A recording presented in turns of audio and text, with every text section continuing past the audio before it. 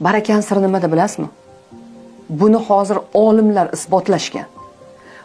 Ota-onani duosida. Olimlar isbotlashdi. Ikkita biznesmen bittasini ishi qachon yaxshiroq yurishadi? Uni falokatlar nimalardir aylanib o'tadi. Agarki uni ota-onasi tinimsiz duo qilsa. Juda ham ko'p hozirgi kunda mana shu psixologiyaga o'qiyotgan ayollarda ham shu xatoni ko'rdim. Otamdan xafaman, onamdan xafaman, muammolarimga ota-onam ota-onangiz xato qilgandir. No bu degani ulardan yuz o'girish kerak, ularni ayblash kerak, ularda xatoligini topib bu kerak emas. Agar onam hozir tirilib kelib, Umida, hamma topganing meniki deganlarda men berardim. Shuning uchun ota-onangiz qanaqa bo'lishidan qat'iy nazar, ular tirikmi?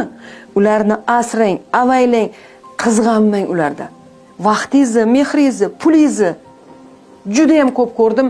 Erkak kishi birinchi navbatda oilasiga qilish kerak, undan ortsa keyin onasiga qilish kerak. Buni o'rgandik qaysidir kurslarda deb. Bizning mentalitet boshqa. Bizning mentalitet, bizning dinimiz o'sha g'arbdan kelgan dinlardan ko'ra to'g'riroq. Bizning dinimizda eng avvalo ota-onani haqqi deyilgan. Chunki o'zimiz ham ota-ona bo'lamiz ertadan keyin. Kuch-quvvatimiz borida qilamiz farzandlarga, keyin ertadan keyin ularnikini umidvor bo'lib olamiz. Ona ichidan aytmasa ham, buni til chiqarmasa ham ichidan minnatdor bo'lib duo qiladi.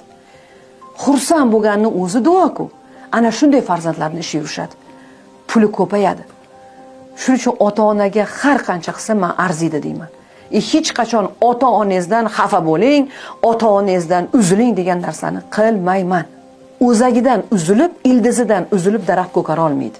Shuning uchun ota-ona bu ota-ona. Ular joyida turishi kerak.